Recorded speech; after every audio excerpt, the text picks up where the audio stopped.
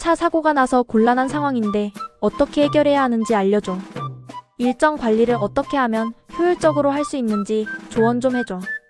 이번 학기를 잘 마무리하려면 어떤 마음가짐과 자기 관리 방법이 필요할까? 필자는 최근 코딩 수업을 청강하고 있는데 강의를 듣던 중 우연히 앞자리 한국인 학생의 노트북 화면이 시야에 들어왔다. 화면 속에는 그 학생과 챗GPT가 한국어로 주고받은 대화창이 열려 있었다. 그 학생은 일상에서 마주하는 여러 상황들, 예를 들어 복잡한 일정 조율, 심리적인 고민, 예상치 못한 문제 상황에 대해 AI에게 질문을 던지고 구체적인 조언을 받아 적고 있었다. 마치 누군가에게서 진지하게 상담을 받는 듯한 모습이었다.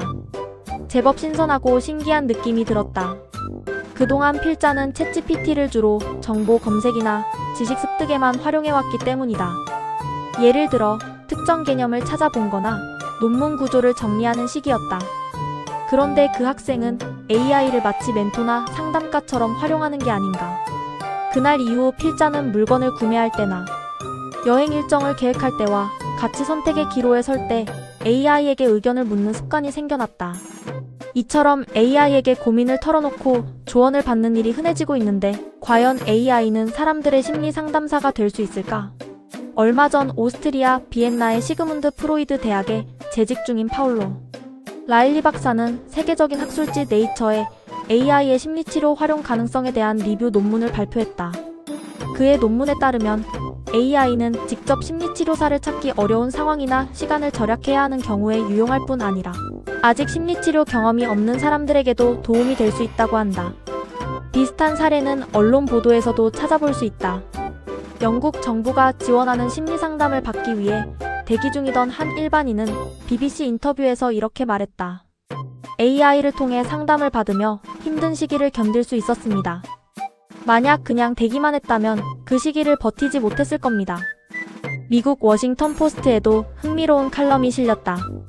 그를 기고한 심리상담 치료사 사라 건들은 자신을 찾아온 내담자들 중 상당수가 이미 AI를 활용해 별도의 상담을 받고 있다는 사실에 놀랐다고 한다. 하지만 그녀는 이를 자기 직업에 대한 위협으로 보지 않았다. 오히려 고객과 곧 바로 상담 일정을 잡기 어려울 때 혹은 심층적으로 다루기 힘든 주제에 대해 AI가 보완적인 기능을 할 뿐 아니라 심리 상담에도 도움이 될 수 있다는 점에서 긍정적으로 평가했다.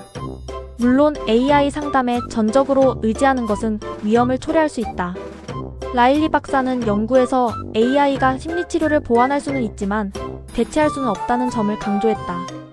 AI는 사람의 표정, 몸짓, 말투 같은 비언어적 신호를 읽지 못해 감정 상태를 정확히 파악하기 어렵다며 모든 AI 상담이 긍정적인 결과로 이어질 것이라고 보장할 수 없다는 점을 지적했다.